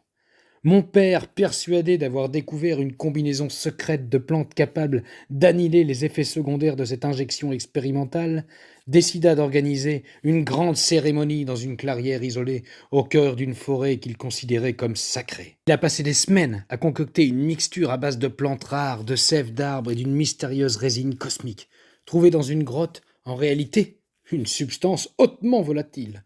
Lorsqu'il l'installa au centre d'un cercle de pierre, torse nu, peinturluré de motifs végétaux, psalmodiant des incantations anti-système. Ni puce, ni vaccin, que la sève me guide. Il alluma un feu de camp pour chauffer sa mixture dans une marmite artisanale. Mais il a malheureusement sous-estimé la puissance de sa potion. Les vapeurs de la mixture réagissèrent mal avec le feu, provoquant une explosion végétale multicolore digne d'un feu d'artifice psychédélique. Des étincelles vertes, violettes et dorées jaillissaient dans le ciel, visibles à des kilomètres. Loin d'être terrifié, mon père éclata de rire en plein chaos, hurlant « J'ai percé le voile, la nature est libre !» avant de partir en confettis. Lui, qui, à peiner par toutes ces restrictions sanitaires, rêvait de voyager, a fini éparpillé. Par chance, les autorités locales, perplexes, ont classé l'incident comme accident de botanique extrême, et la légende raconte que la clairière brille encore la nuit, comme si son esprit vivait dans des plantes. J'étais anéanti. Sa mort était sublime, mais j'étais seul, et mon corps hurlait à nouveau. Il était parti avec les secrets de son élixir, et ma péricardite me mena à vous, Doc, à l'aube de mes 50 ans. Je refusais de continuer ainsi. Je voulais sortir de ma coquille et faire comme mon père, quelque chose de grandiose. Alors j'ai eu cette idée de génie. Pour mes 50 ans, je m'offrirai un kidnapping salutaire, pour changer le monde et révolutionner la médecine grâce à vous, le grand docteur en devenir, Paul Vernier. Paul, ébahi, n'en croyait pas ses oreilles. Cette femme était complètement folle, irrémédiablement folle. Qui, sinon Madame Daniel, oserait kidnapper un médecin avec une telle outrecuidance? Elle s'approcha, le regard empreint d'une sincérité désarmante. Pardon, Doc, si je vous ai bousculé, mais maintenant, place au yoga cosmique. Joignez-vous à moi. Elle se plia en une posture de chien tête en bas, son séant pointant à travers les interstices de sa robe en crochet. Paul, rouge de gêne, bafouilla. Enfin, Madame Daniel, un peu de retenue, s'il vous plaît. Elle éclata de son rire cristallin, se redressant avec la grâce d'une funambule. Ah, Doc, après le bizutage de vos études, où l'on vous a détaché du corps et de l'esprit, pour ne pas dire de toute l'humanité, la vue d'un petit derrière de quinquagénaire engagé, encore bien conservé, devrait vous remettre en joie. Paul, partagé entre exaspération et fascination, sentit son monde vaciller. Cette île, cette femme, ce yoga cosmique, tout le poussait vers un précipice inconnu. Chapitre 7. Programme MK Daniel. Madame Daniel poursuivait sa séance de yoga, ses postures fluides comme une rivière défiant la gravité. Paul, décontenancé, l'observait, sa silhouette se brouillant dans son regard perdu. Sous le soleil brûlant des tropiques, son corps de citadin, habitué au climatiseur, semblait se liquéfier. Appuyé sur le rebord de la table, il glissa lentement, s'asseyant en tailleur dans le sable chaud. Dans un rêve éveillé, des flashbacks de ses dernières consultations avec Madame Daniel défilèrent. Elle, censée souffrir le martyre, se dressait là, agile comme un ouistiti, rayonnant de la joie de vivre d'un enfant de 5 ans. Lui avait-elle menti, pris ses traitements en secret, ou était-elle sous l'emprise d'une drogue? Les trois, peut-être. Un frisson le parcourut. Son penchant pour les breuvages suspects, gingembre, noni, qui sait quoi d'autre, suggérait une substance expliquant sa folie. Mais rien n'était clair, et une menace diffuse pesait sur lui. Son histoire rocambolesque et ses intentions inquiétantes le hantant. Soudain, sa voix perça ses pensées. « Pardonnez-moi de vous secouer, le manguier, Doc, mais va falloir y mettre un peu du vôtre. »« Nom d'un mantra !» s'exclama-t-elle, assise en tailleur, bras levés, doigts entrelacés, formant des ombres chinoises dansantes. Elle se releva avec la grâce d'une danseuse étoile, pirouettant jusqu'à la cahute pour en ressortir avec un chapeau de paille tressé et un flacon d'une oléosubstance dorée. Paul pâlit, son front ruisselant, sa bouche sèche comme du parchemin. « Par pitié, Madame Daniel, cessez de me droguer !» implora-t-il la voix rauque. Elle lui tendit un verre d'eau qu'il avala d'une traite, essoufflé comme après un marathon. Puis, ouvrant le flacon, elle versa le liquide scintillant dans sa pomme, humant ses mains avec une exagération théâtrale avant d'ouvrir ses pommes et d'écarter ses doigts face à Paul. « M'autorisez-vous, docteur ?» chuchota-t-elle, voyant son regard se figer. « M'autorisez-vous à vous toucher ?» D'un bond, Paul recula, saisissant la paille en bambou de son verre pour la pointer sur elle comme une arme dérisoire. « Ne me touchez pas !» hurla-t-il. « Ça suffit, madame Daniel. Je n'accepterai pas que vous introduisiez encore un quelconque liquide en moi. » Elle éclata d'un rire cristallin, brandissant le flacon comme une offrande aux cieux. « Quel dramaturge, Doc! Vous êtes doué, ça se voit! Vous auriez pu faire craquer un vieux dinosaure sur les planches !» lança-t-elle, un éclat mystérieux dans les yeux, comme si elle cachait un secret d'État. Elle hissa le flacon comme une offrande au ciel. « Huile de pépins de framboisier, Doc. La protection solaire la plus pure pour vos pores de citadin. »« Éloignez-vous !» rugit-il. « Je vous somme de ne plus me toucher. » Vous avez de la chance que les patients comme moi ne soient pas si susceptibles, Doc. Nom d'une gravière. Vous faites d'un caillou une montagne. Elle gloussa moqueuse. Jamais vous m'avez demandé si je vous autorisais à parcourir mon jardin de peau de vos 10 doigts. C'est le Doliprane qui se fout de l'amande poivrée. Ceci dit, rassurez-vous, vous n'êtes pas le pire. Même les gynécos ne nous demandent pas si on les autorise à visiter nos temples sacrés. Paul bouillonnait, imaginant hurler, mais n'en ayant plus la force. Une culpabilité soudaine, tranchante comme un scalpel, le saisit. La pertinence de madame Daniel avait encore frappé. Jamais il n'avait questionné le consentement dans sa pratique. Ses professeurs ne s'attardant pas sur ce sujet, survolé pendant son cursus. Submergé, il fut saisi de crampes foudroyantes aux jambes, poussant un gémissement suivi de cris. Madame Daniel, hilare, s'abandonna à un fou rire hystérique, ses éclats résonnant dans la jungle luxuriante. « Docteur, vos jambes !» s'exclama-t-elle, pleurant de rire, pointant ses membres tremblants. « On dirait des Twin Towers prêts à s'effondrer. Heureusement, mes petits jus n'ont pas le pouvoir d'un canon à haute fréquence. Vous ne finirez pas en poussière. Jurez sur Judy Wood. »« Cessez vos palabres, madame Daniel !»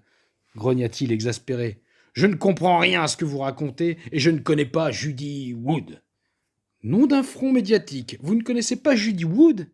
Elle feignit l'indignation théâtrale. « Rassurez-vous, Doc, Akina vous fera un topo et Jeanne la traduction. »« Akina, Jeanne, dit-il d'un air inquiet, ce sont vos complices, c'est ça ?» Elle pivota désinvolte sans répondre et regagna la cahute. Telle Mary Poppins tirant un trésor de sa besace, elle en sortit un gigantesque tableau d'ardoise, un monstre de 4 mètres sur 3 traîné avec la poigne d'une viking. À la craie blanche, un titre éclatant. Programme MK Daniel, surplombant 7 colonnes griffonnées. Elle s'approcha, un sourire espiègle aux lèvres. « Ceci, docteur, est notre programme pour les semaines à venir. Prêt pour l'aventure ?» s'écria-t-elle. « Le programme MK Daniel, conçu pour vous. » Paul se redressa. Les lettres MK réveillaient un souvenir diffus. Une rencontre fortuite coincée dans un ascenseur de l'hôpital. Un survivaliste conspirationniste brandissant un livre d'Alexandre Le Breton lui parlant d'un projet secret de la CIA MK. Il chercha, puis son visage s'illumina. MK Ultra cria-t-il, comme s'il venait de gagner un quiz télévisé. « Oh, Doc, vous êtes fin, vous captez tout !» gloussa-t-elle. « À ce rythme, l'élève dépassera le maître. » Le souffle coupé, Paul sentit son corps se pétrifier, comme enserré dans les griffes de madame Daniel. Était-ce une pulsion complotiste ou l'effet de ses breuvages? Il devait se ressaisir, garder le contrôle, ne pas céder à cette folie. « Vous êtes folle !» rugit-il. « Je veux partir sur le champ, avant que vous m'annonciez qu'on n'a jamais marché sur la Lune. »« Ah, vous croyez pas si bien dire, Doc !» rétroqua-t-elle, son clin d'œil mythique scintillant. « Pourquoi croyez-vous que Neil Armstrong et ses acolytes ont leur étoile sur Hollywood Boulevard ? On sait ce qu'on regarde ce soir. Des révélations sans fond vert. Ça sera sublime. Mais pour l'instant, place au programme. » Elle pointa le tableau. « Ne vous formalisez pas pour les horaires. Ils sont là pour aider votre cerveau de citadin à mieux intégrer la consistance de mon programme. Mais je suis incapable d'être à l'heure. Le temps n'est pas mon affaire, Doc. Tant que l'on arrive à tout faire, lundi, 9 heures, c'est jus de fruits, suivi d'une séance de yoga cosmique à 10 heures, galvanisant pour la suite. De 11 heures à 13 heures, on enchaîne un stéthoscope clandestin. Pour aujourd'hui, ce sera le détail de notre programme, mais par la suite, ça va pulser. On tendra l'oreille aux pires secrets de la médecine, corruption et lobby compris. Pour digérer tout ça, pause déjeuner, de 13 à 15 heures. Ça vous laissera le temps de vous préparer votre petit frishti. Personnellement, Je me contente de fruits, d'amandes et de prana, histoire d'étirer ma sieste. Mais vous, ça va vous creuser l'appétit. Alors j'ai pensé à tout, parce que j'imagine que vous aimez le cadavre. Le cadavre, bégaya-t-il blême. J'en étais sûr. Elle brandit une lance taillée, l'agitant comme une poissonnière sur un marché. Je vous ai forgé cette lance pour pêcher, mais débrouillez-vous. Je vous rends votre responsabilité. Je ne participe pas à cette barbarie. Elle saisit 19 par la queue, le soulevant avec panache. Vous le prendrez par la queue, l'observerez dans les yeux, lui trancherez la tête, râperez ses écailles, ouvrirez ses entrailles, le viderai de sa substance. J'espère que vous savez allumer un feu. On ne crée pas un brasier avec un bistouri, gloussa-t-elle. Ou que vous aimez les sushis. Un couteau japonais forgé par mes soins est à votre disposition. Un feu? Mais vous n'avez pas d'allumette? Balbutia Paul. Diantre, pourquoi faire? S'indigna-t-elle, diva jusqu'au bout des ongles. Vous n'en avez pas marre de vous faciliter la vie sans cesse, Doc? Ça rend feignant ce genre d'outil. Où est le plaisir? Elle marqua une pause théâtrale. Après cette pause, je vous accorde une petite sieste, même si je vous conseille vivement de vous adonner à une marche digestive en amont. De 16 heures à 18 heures, c'est philosophie conspi, avec comme sujet du jour est-ce que le terme complotiste menace la dissidence médicale, avec comme support l'œuvre d'une figure emblématique de l'indignation covidesque, une vraie maladie, j'ai nommé le grand docteur Denis Agré. Ne soyez pas jaloux, Doc. Bientôt, vous aussi, vous deviendrez un grand docteur. Inspirez-vous-en. C'est un cas d'école à part entière, Doc. Elle s'esclaffa hystérique. Puis, de 18 heures à 19 heures, projection aléatoire mystique. Ce soir, un voyage lunaire, lové dans un fauteuil pour atterrir en douceur. Elle mima une fusée, soufflant pour imiter les réacteurs, ses larmes infusées de complot roulant sur ses joues. À 20 heures, c'est moi qui régale.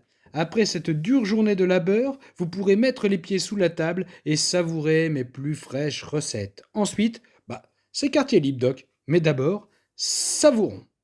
Elle lui tendit la lance et s'élança vers une étagère derrière la table garnie de bocaux débordant d'oléagineux et de fruits secs.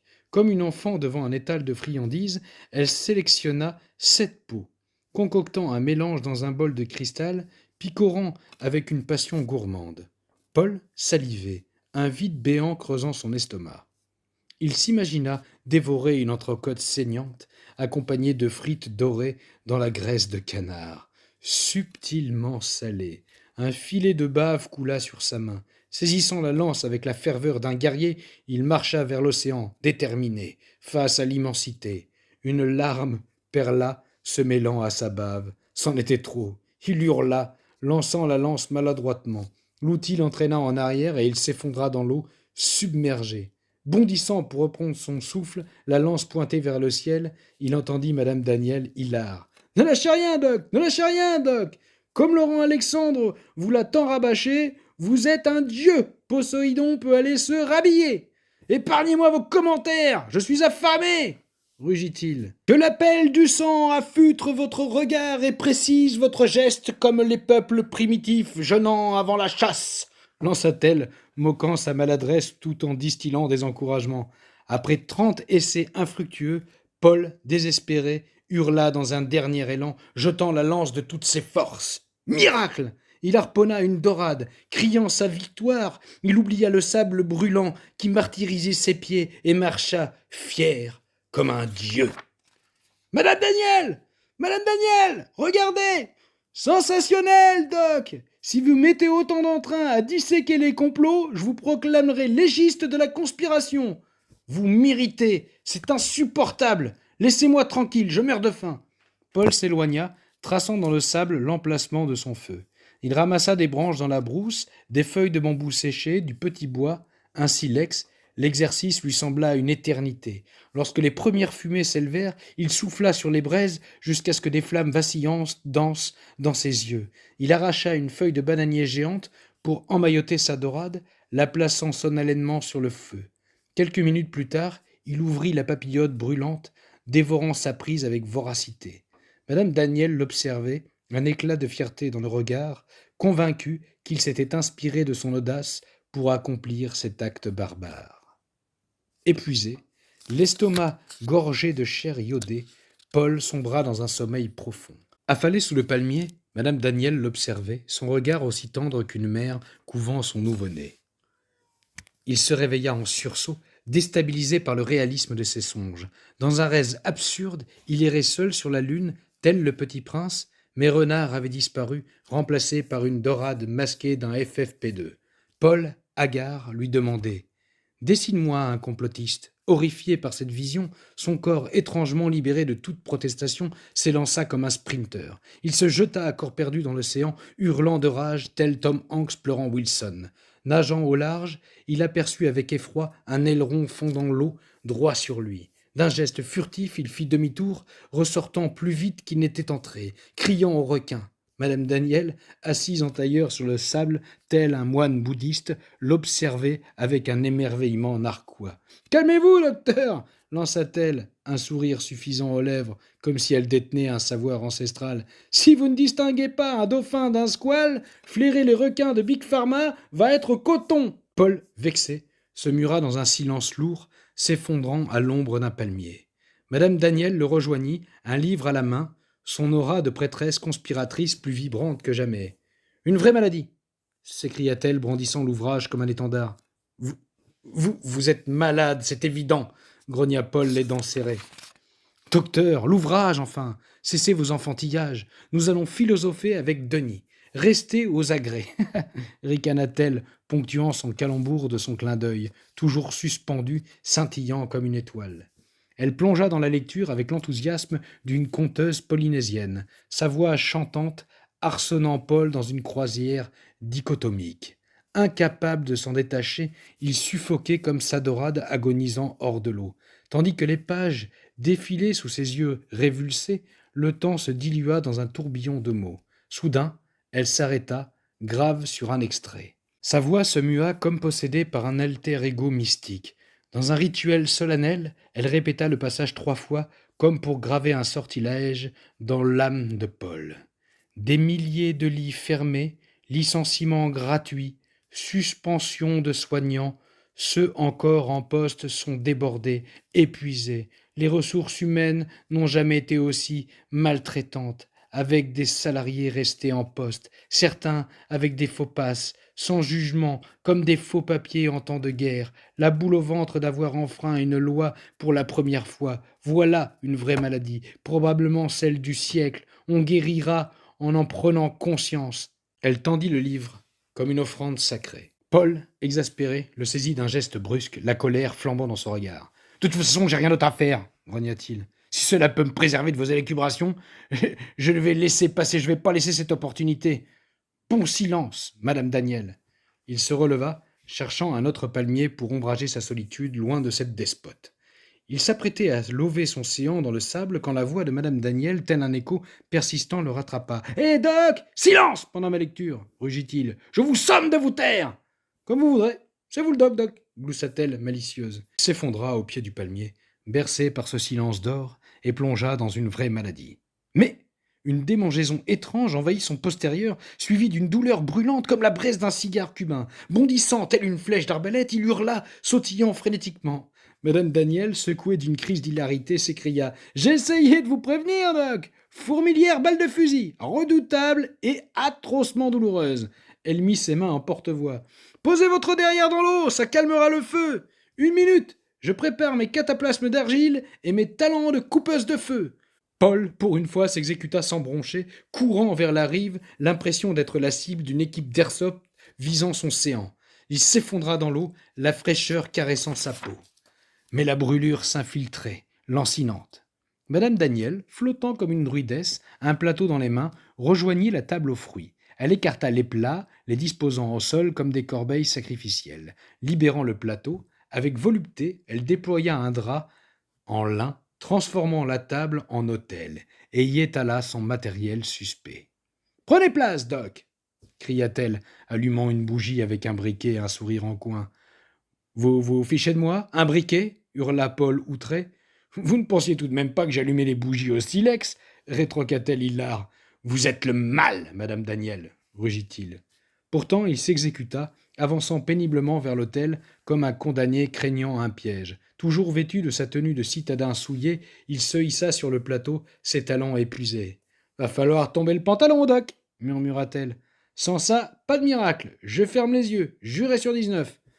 Paul, docile mais fébrile, baissa son pantalon au genou et s'effondra rouge de honte. Il ferma les yeux, espérant que ce moment s'efface un jour de sa mémoire. Madame Daniel, scrutant son séant, contracté comme un boa sur sa proie, plongea les mains dans une bassine d'argile débordant des fluves envoûtantes. Elle s'approcha de son visage, exhibant ses pommes emplâtrées d'une pâte blanche, brillante et soyeuse. « Alors, vous consentez ?» s'exclama-t-elle. « Ou dois-je officialiser cet acte par un écrit ?»« Rangez votre cirque cosmique !» grogna Paul. « C'est une urgence médicale. Je vous somme de vous exécuter. » « À votre service, Doc !» La fraîcheur soyeuse de l'argile enveloppa Paul, arrachant des gémissements de soulagement. Elle glissa le livre sous sa tête en guise d'oreiller. Bercé par les incantations inaudibles de sa druidesse, Paul sombra sur l'autel, abandonnant sous l'écho des roucoulements moqueurs de Néo, repas et quartier libre pour un sommeil de plomb de 15 heures. Chapitre 8. Le réveil gastrocosmique. Au petit matin, Paul gisait sur le ventre, enlisé sur l'autel, la bouche embrassant le lin, les premiers rayons de l'aube tropicale caressaient ses frêles mollets. Il ouvrit péniblement les yeux, encollés de résidus jaunâtres et grumeleux, quand tout à coup un grondement effrayant le fit bondir de la table, arrachant les quelques poils disgracieux de sa joue droite et un cil qui, englué de ses mucus séchés, restèrent scotchés au drap de lin. Il tomba à quatre pattes dans le sable presque nu. Seulement ses parties intimes emmaillotées dans du lin. Une larme coulait sur sa joue, l'argile séchée, craquelant, arrachait le petit duvet de son fessier. Il poussa un hurlement de désespoir aussi long que l'éternité, tout en frappant le sable point fermé de toutes ses forces, ce qui lui provoqua un petit vent de soulagement. Quand le grondement surgit à nouveau, il était trop tard. Pris d'une diarrhée foudroyante, c'est bel et bien ses intestins qui tremblaient comme les ténèbres. Et dans ce cri de désespoir, comme une ode au lâcher-prise, c'est son corps entier qui avait relâché. Une sensation chaude et humide, coulant de ses entrailles, enveloppa son testicule gauche et le parcourut du dégoût. L'odeur nauséabonde le fit se sentir des plus vulnérables. Là, à quatre pattes, comme un chien battu, maltraité et humilié par son bourreau, Paul se sentit soudainement possédé par la rage. « J'ai la rage !»« La rage, Doc! Mais c'est extraordinaire! Sublime! Vous êtes déjà dans le thème de ce matin! De 11h à 13h, c'est injection létale pour l'ignorance! Du pur jus de connaissance non pasteurisé !» s'écria-t-elle, son rire mystique ricochant comme un écho dans une caverne sacrée. Paul se redressa, chancelant, luttant pour contenir sa dignité. Le séant dur comme le roc, il entama une marche maladroite, une ascension vertigineuse, zigzagant comme un athlète de compétition sous LSD en quête des toilettes sèches. Jamais, au grand jamais, il n'aurait imaginé un jour courir avec autant d'ardeur vers un drapeau européen. Son soulagement fut aussi rapide qu'une étoile filante dans le chaos de son corps. Il s'attarda pourtant sur son trône de fortune, savourant un instant de paix loin des indigestions verbales de Madame Daniel. Lui, l'homme moderne, habitué à tromper l'ennui des cabinets avec son fidèle smartphone, ses petits jeux débiles mais ô combien satisfaisants et additifs, un plaisir coupable qu'il n'avouait qu'à lui-même. Il voulut par réflexe consulter son Apple Watch. Rien. Déconnecté. La réalité le rattrapa comme une gifle. Il scruta alors les lieux, comptant les bambous des toilettes comme un prisonnier compte les jours. C'est là qu'il remarqua un bout de papier plié, coincé entre deux. Il saisit délicatement, méfiant, flairant un nouveau piège de la prêtresse foldingue. C'est un parchemin orné d'une écriture à plumes, élégante mais inquiétante. « Cher Doc, si vous lisez ceci, c'est que vous avez pris le temps de regarder autour de vous, en pleine purge, et rassurez-vous, c'est tout ce qui est de plus naturel. Votre corps se libère, vous êtes sur la voie de l'éveil et j'en frémis de joie. Loin de moi l'idée de vous réduire à un produit de la consommation, Doc, mais je devine votre désarroi sans votre précieux smartphone. Pas de panique. J'ai tout prévu pour pallier à votre addiction à la dopamine. Sous chaque feuille de papier toilette, en fibre de bambou, vous trouverez les petits quiz que j'ai moi-même fait imprimer pour vous, avec une encre artisanale à base d'huile de coco et de bleu de mythylène. Du grand art, croyez-moi. Tout ce qu'il y a de plus naturel pour apaiser le feu de votre postérieur.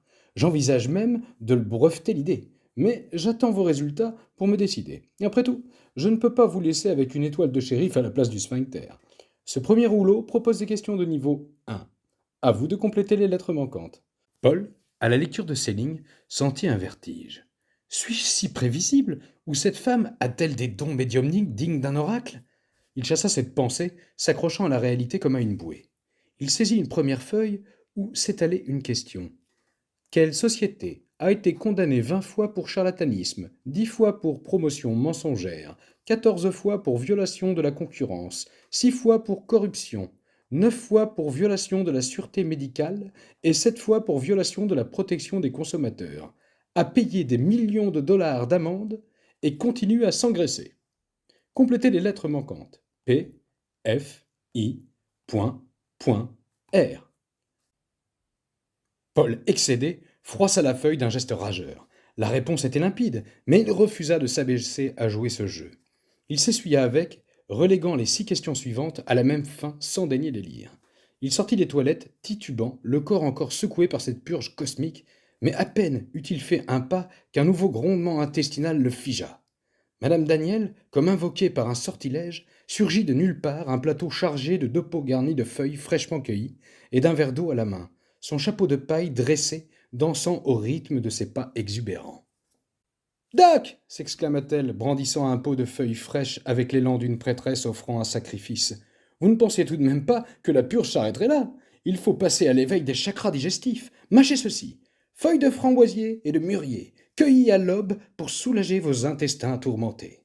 Elle extirpa une petite fiole de sa poche, la secouant comme un talisman. Gingembre pressé. Buvez cela, et n'hésitez pas à prélever une goutte de cet élixir du bout des doigts pour chauffer votre plexus solaire. Manipura cria-t-elle en levant les bras au ciel, ses bracelets s'abattant sur ses coudes comme une pluie enchantée. Chauffez-vous, Doc, vous êtes le nombril de votre monde. Paul, les yeux plissés par la méfiance, sentit une nouvelle vague de frustration monter. Assez de vos potions, sorcière rugit-il. Vous m'avez déjà transformé en fontaine humaine. Vous n'auriez pas plutôt un smecta? Madame Daniel éclata d'un rire sonore, son regard pétillant d'une malice presque surnaturelle. Elle posa le plateau sur une souche, mimant une révérence théâtrale qui fit volter les franges de son chapeau. Du smecta? Avez-vous l'intention de vous transformer en bonhomme de plâtre?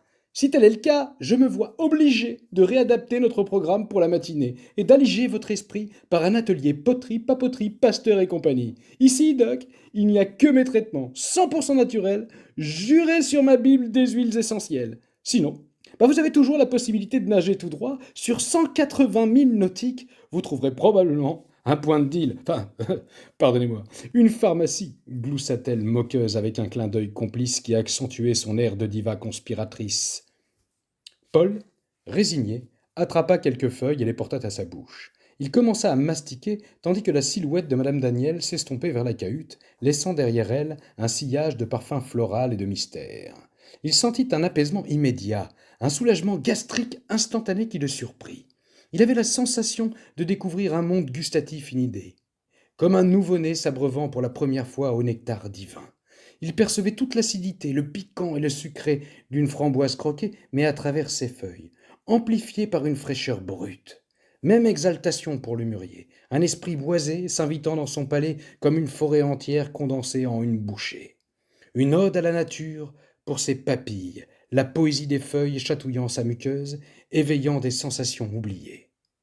Il se laissa enivrer et après avoir longuement mâché, s'empara du verre d'eau sur le plateau et avala le broyage vert comme l'émeraude, sentant une vague rafraîchissante déferler en lui. Puis, il saisit la fiole et la but d'une traite, versant la dernière goutte au creux de sa pomme. Du bout de son majeur, il trempa la pulpe dans le liquide et sentit une chaleur vive s'emparer de sa gorge et de son doigt, irradiant jusqu'à son ventre. Il forma un petit cercle autour de son nombril avec le jus de gingembre et se mit à tourner son doigt dans le sens des aiguilles d'une montre, se demandant si le sens avait une importance. Une question qu'il n'avait absolument pas l'habitude de se poser, lui qui vivait dans un monde de protocoles rigides. Il se sentait troublé par cette subtile exaltation de ses sens, comme si son corps, ce traître, conspirait contre sa raison. Il leva les yeux, entendant les pas feutrés de madame Daniel sur la table chaude. S'asseyant, prostré, auprès d'un palmier, il prit un air de grise mine, encore bien trop enragé par cet épisode pour lui donner raison en approuvant sa pharmacopée. « Tenez, Doc, voici les vêtements propres. Je vous invite à prendre le chemin du labyrinthe des ablutions purificatrices pour nettoyer toutes vos impuretés. Je ne voudrais pas que mes complices carnivores vous confondent avec les porcs sauvages de cette île. Vous êtes aussi crottés que ces sales bêtes, même si elles sont aussi attachantes que vous, dit-elle avec un clin d'œil espiègle, tendant le bras pour lui indiquer la direction de sa dernière folie. Des porcs sauvages, vous dites ? Prononçant ces mots, il ne put s'empêcher d'avoir une vision de la BD de son enfance, plus précisément le banquet du village d'Astérix, où de nombreux sangliers cuisaient à la broche. Cette vision intérieure déclencha un déferlement de salive qui emplit sa bouche. Un instinct primal de guerrier chasseur l'envahissant, sentant presque les effluves du sanglier rôti lui monter aux narines, mélange de fumée et de chair juteuse. Mettant de côté cette pulsion chasseresse, qui le surprenait lui-même, il saisit la pile de vêtements de lin et commença à entrer dans le labyrinthe. « Comme Alice ou Néo, Doc, suivez le lapin blanc. Après cela, vous serez propre comme un sous-neuf et prêt à plonger vos mains dans l'argile comme on plonge dans la matrice. Je vous laisse me rejoindre derrière la cahute pour votre initiation. » Vous ne pouvez pas vous empêcher d'ajouter du mystère à toutes vos phrases. J'en ai marre de vos palabres, grogna-t-il, sa voix trahissant une pointe d'exaspération théâtrale. Paul s'enfonça dans ce tourbillon de tiarrées savamment dessiné. L'odeur enivrante de ces petites fleurs blanches caressant ses narines, lui faisant oublier sa souillure pour un instant fugace. Avançant encore, il aperçut la colonne de douche agrémentée d'un petit plateau de bois exotique sur lequel était disposé un distributeur de savon liquide en cristal, un pain d'argile et un lapin blanc, d'une blancheur suspecte, presque trop parfaite. Comme face à une offrande divine, il s'empressa d'ouvrir le robinet pour s'y prélasser, l'eau cascadant sur sa peau comme une absolution inattendue.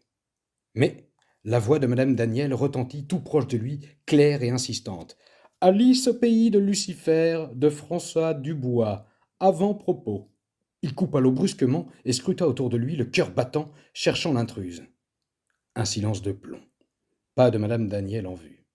Intrigué, il se pencha vers le lapin blanc, ce maudit bibelot posé sur le plateau.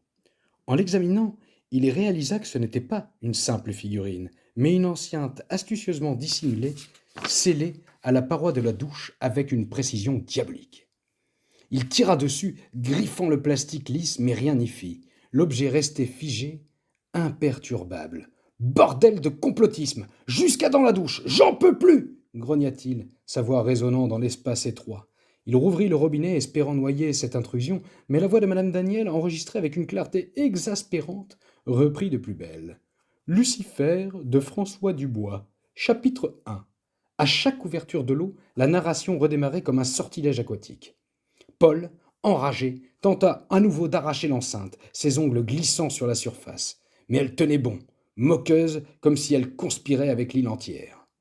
Il s'empressa de se savonner, concentrant son attention sur le bruit de l'eau pour étouffer cette voix de poltergeist numérique qui le pourchassait jusque dans sa nudité. Il coupa le robinet et s'essuya avec ferveur, se frictionnant comme pour ramener son corps à la réalité, chassant les échos de cette lecture maudite.